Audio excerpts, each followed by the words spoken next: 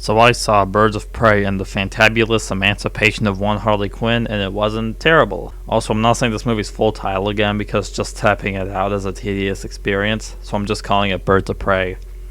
I'm not calling it by its new title, Harley Quinn Birds of Prey, either. Also, there probably won't be a spoiler section for this video because I don't have a lot to talk about in terms of spoilers.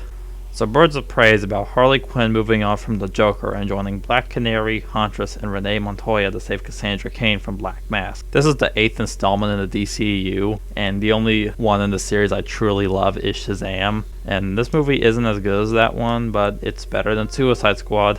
I mean, it's not great, but I don't expect much from a movie with Fantabulous in its title. But hey, at least it's better than Suicide Squad, which isn't really much of an achievement. Suicide Squad was just awful. This movie is okay, and it is a little entertaining. I will admit, I was entertained throughout this movie despite its issues, that I'll get into later.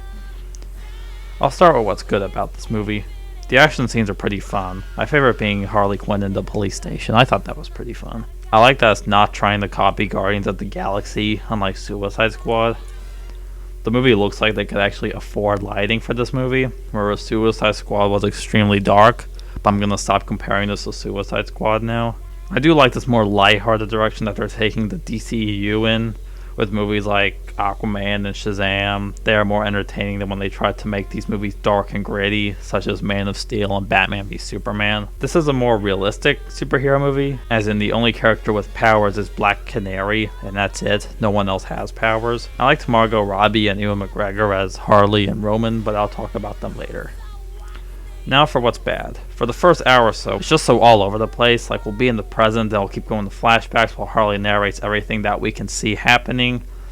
And when we're back to the present, we're like 50 minutes into the movie, then it proceeds on like normal.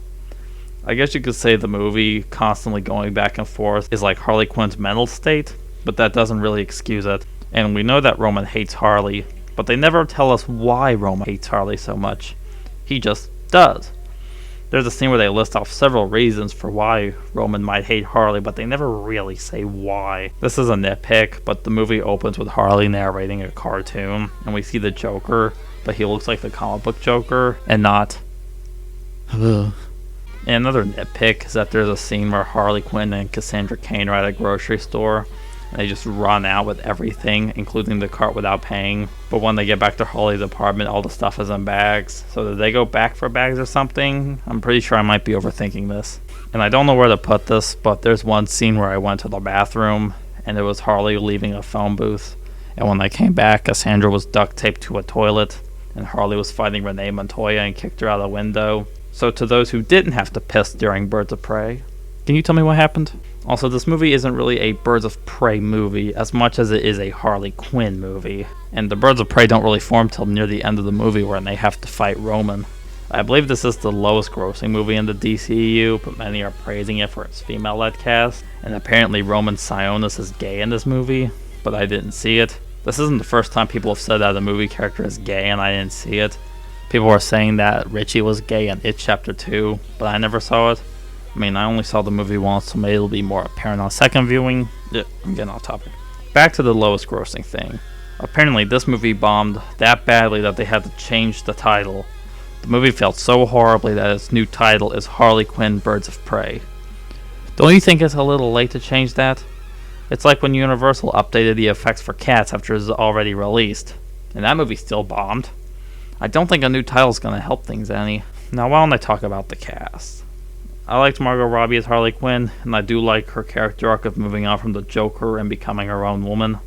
So she blows up Ace Chemicals with no regard for who's in the building. But when she attacks the police station, she uses fake rounds that have confetti and colorful smoke, so it doesn't look like she'll just kill random people, even though she blew up Ace Chemicals with no regard for who or if anyone was in there.